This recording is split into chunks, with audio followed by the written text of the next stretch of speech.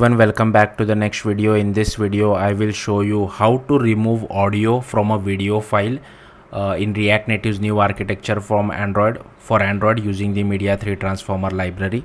So first of all I will show you guys the output. Here is my running device. I have one button called pick video. If I click on that particular button, firstly it redirects me to the settings app. Now this is not related to permission of picking video from video library. It is for saving the transformed video, like once we remove the audio, saving that particular video to external storage. Now for newer Android device we have something called manage external storage.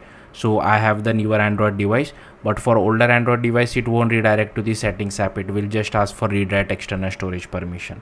Okay, so I'll just navigate, like scroll down to my app. So this is my app, RN app trim. I'll just give that particular permission. Once permission is given, I will go back and it will automatically open the video picker for me. I just have one video. I'll just select this particular video, and firstly it will start playing the initial video.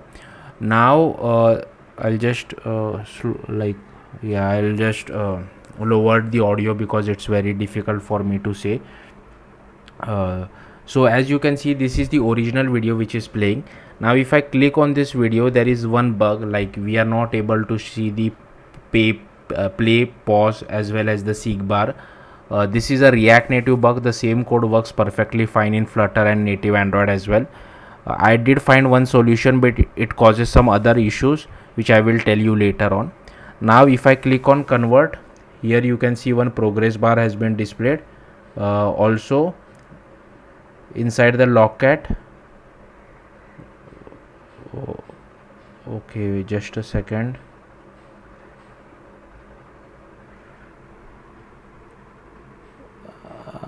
Transformed video.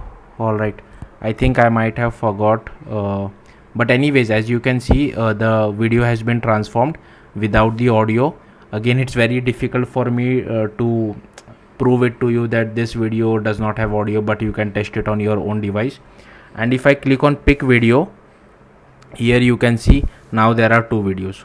Also I will quickly show you the progress bar part as well, like how to track the progress of how much video has been transformed. I'll just select this one, app, src, main, java. This is my native Android application code, so I hopefully must be having that particular code. All right, I have it. Just copy it. Okay, sorry about this. Actually I forgot to add this particular code. Okay, copy this, myplayer.kt. okay, I'll just run this app again. Anyways, by the time the app is running, this will take a little bit of time. What you will have to do is you will have to open two documentation. One is this turbo module docs and one is this fabric native component docs. And I will be copying a lot of code from this docs, so better keep this documentation handy. Now firstly we will be following the turbo module docs. Why I am creating a turbo module is we require this manage external storage permission for newer Android device. That particular permission is neither covered in React Native permissions library, neither in permissions Android. That's why I have to create this. So I have this rtn my permission, and here as you can see I have created this package.json file. Again I have copy pasted everything from docs, only this name has been changed, this has been changed, this has been changed, and this has been changed. Then I have created a podspec file. Again I have copy pasted everything from docs and only this name has been changed. Then I have created a JS folder. Inside that I have created a TypeScript file, and I have added two methods. One to check whether you are above Android queue or not. If yes, then only we will call manage external storage permission. If no, then we will call redirect external storage permission, and this name I have changed. Then I have created an Android folder. Inside that I have created build.gradle file. Again I have copy pasted everything from docs, only this version has been updated. Compile SDK is 34, apply plugin is Kotlin Android, namespace is rtn my permission, and here I have added Kotlin standard lib of 1.9.22. Then here I have created src main java com rtn my permission. Here I have created my permission package.kt, and again I have take a like created this, just rename this, the rest everything is copied from docs, and this has been my permission module has been renamed everywhere. Then I have created this my permission module.kt. Again I have copy pasted everything from docs. Only thing is we have added this activity event listener, and here we are overriding two methods. So this is how you check whether you're above Android Q or not. And for manage external storage, first we check whether you have that permission or not with this helper method. If not, then only we open the settings app and start listening for it. So once the user gives the permission, then we come over here and send back true, otherwise we send back false. And here we also have to override this method. Then okay, so that's it for turbo module. Now to display the video player, we will be making use of Fabric native components. So I have created this RTN my player, inside that package.json file. Again I have copy pasted everything from docs, only this name has been changed, this has been changed, and this has been changed. Then I have created a JS folder, inside that I have created a TypeScript file. Again I have copy pasted everything from docs, only the prop has been changed, so we will be passing a URL of the video which the user has picked, and this name has been changed. Then here inside Android I have created build.gradle file. So before that I'll quickly show you the output, because I want to show you the progress state as well, because it would be helpful for me to explain it to you later on. So I'll click on pick video, I'll select the original video, it will start playing it inside our video player. I'll just quickly click on convert, and here you can see it has started. So the one which you see at the start is the progress state. Okay, so this, as you can see, it was pretty quick, it didn't even reach till 100. Yeah, I wish, I mean, if it is a very long video, the transformation will take little bit of time. All right. And the second thing is, this transformation happens on a background thread, so you don't have to worry about it. So the 0 which you see, this typically would go from the second 0 which you see, it typically goes from 0 to 100. But this the starting one which you see is a progress state, and once transformation has been done, it goes back to 0. The transformation was so quick that it didn't even get the time to reach like move above, right? That's why I think so, that's why it happened pretty quickly. Anyways, at the very end I will also show you how to do it for a video which is present on a network URL. Maybe that might help us. So yeah, let's continue on. So here inside Android build.gradle, again I have copy pasted this from documentation, only this version has been updated. I have added apply plugin Kotlin Android, compile SDK is 34, and here namespace I have added RTN my player. So as you can see here, I have added this RTN my player, compile SDK version is 34, min SDK version is 24, and target SDK version is 34 as well. Rest everything is copied from docs. Inside dependency I have added Kotlin standard lib of 1.9.22. Then here I am using Exoplayer UI, and Exoplayer HLS is for playing video. Common, effect, and transformer are for transforming the video. Then I have added this lifecycle runtime as well, so that I can make use of Kotlin coroutines. Then here I have taken src main. We don't require this res folder, this was part of my previous tutorial, I will just delete it. Then create all this src main java com rtn my player. First we will be creating my player package.kt. Again I have copy pasted this from docs, only this name has been changed and this has been changed. And here we have marked this with @unstable API. The reason is because my player package calls my player manager, my player managers call my player.kt, and my player.kt has a media 3 APIs which are still unstable at the point of me recording, but I think by the time you watch it they will become stable. Then here I have created my player manager.kt. Again I have copy pasted it from docs, only this everywhere I have added this my player. Okay, rest everything is same, and here we are calling our initializing our my player class. Once we get the video URL, we call the init input player method of our my player class. Then here I have created my player.kt. Again, if you want, you can copy paste all these imports.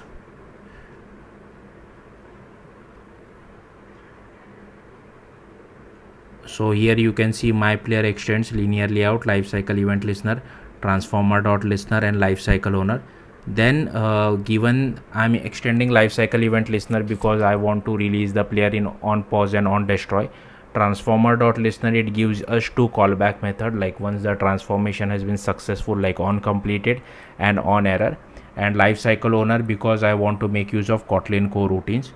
Then given that I'm extending lifecycle owner, we will have to write this boilerplate code. Then I have created one handler as well as one progress holder. Then I have created two exo players, two player views, one button and one progress bar. Then I have created one file name variable. Playback position is 0, play when ready is true. Here I have created our transformer, and here I have created our file. Then I have created one local video URL variable as well. Here we are listening for our event, lifecycle event. The setting layout params to our linear layout. Here we are initializing our input player, and as you can see, I'm displaying all the buttons, but they are not getting displayed due to React Native bug. Then here we are creating our button and adding one click listener to it. Then output player view is similar to input player view, but it is invisible by default. Then here we are defining our progress bar, and that is also invisible by default, and adding to our linear layout. Then here I have created two methods. So like I told you previously, like I did find one solution to display the buttons on our player. So these are the two methods, and you will have to call setup layout hack over here. So if you call it over here, you will see the buttons. But there are two issues which it causes. Firstly is our player view, input player view, which plays the original video, occupies the entire width and height, even though I have given the height as 350. So that's one issue. And the second major issue is this button which we have, it overlaps on our input player, so it also occupies the entire width and height, so we can't really see our input player view. That's the main issue. That's why I didn't apply this solution. If you have a better solution, do let me know in the comments. Then this is the code for initializing our input player, which we were calling from our my player manager, and here we are initializing our output player, which again which we will call once transformation is done. This is the code for releasing our player. In setup transformer, if output player is playing some video, we stop it, then we call transform video, and here we first display our progress bar, then display an array list of effect. This is an empty effect. Then we add a listener to our transformer, add our input media item, and this is the important part. So here you can see we are saying set remove audio as true, so this will remove the audio from our video file. Then we are creating an external file starting our transformer. Here we are tracking our progress state. So the progress state, which is either 0, 1 and 2, will come over here, and this progress holder dot progress will go from 0 to 100. Typically this won't reach till 100 because I have added a 500 milliseconds delay, that's why. But you can track with the help of progress state as well. So if the progress state reaches 0, that means the transformation has reached till 100. And there are callback methods as well, like on completed and on error, which I will show you shortly. Then this is the code for creating external file. This is the code for saving file to external storage. Now this saves it to the DCIM folder, and it only works on API 29 and above. If you want to support below API 29, then what you can do is you can watch my video on how to save file to downloads directory. Again, that is won't save it to the DCIM folder, but it will save it to the downloads directory. And even this code I have just copy pasted it from online. Like saving file to DCIM folder below API 29 is very tough, that's why I didn't bothered, and most people have already upgraded above API 29. Then on completed callback, we are displaying our output player, initializing it, saving file to external storage, displaying a toast message, hiding our progress bar. On error, we are hiding both output player and progress bar and displaying a toast message. And these are the lifecycle events, so we are calling release player, on host pause and on host destroy. Then just remove this. Okay, what is that? Save. Okay, so as you can see over here, let me just check it once.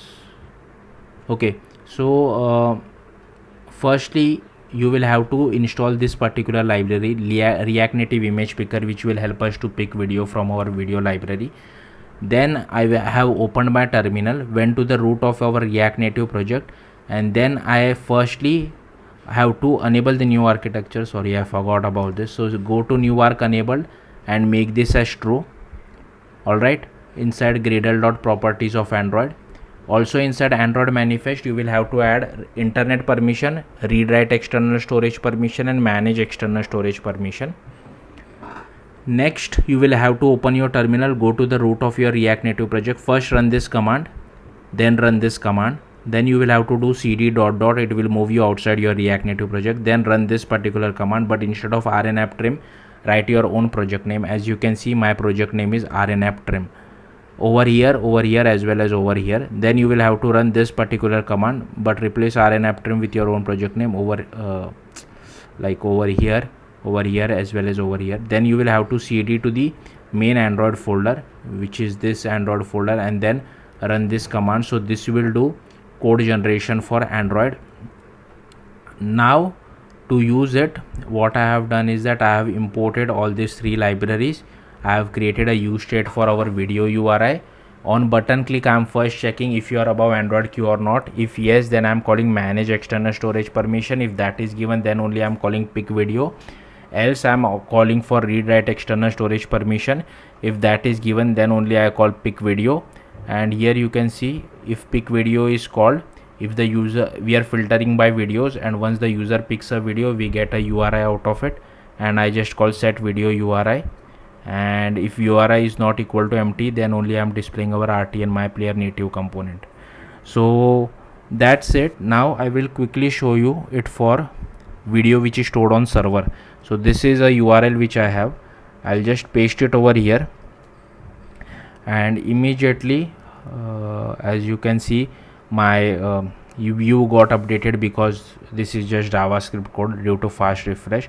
I'll just click on convert, and here you can see now the progress was displayed properly. Again it didn't reach till 100, I know, because it was very quick. From 23 to 100 it reached very quickly, that's why it didn't reach 100. But trust me, if it is a very long video, then it will reach 100. Even though you are showing a linear progress bar with the actual progress till 23 you can show, but you can also add a check if progress state equal to 0, then automatically make it as 100, something like that, because here as you can see I have added a 500 milliseconds delay. So yeah, that's it. Thank you for watching. Bye.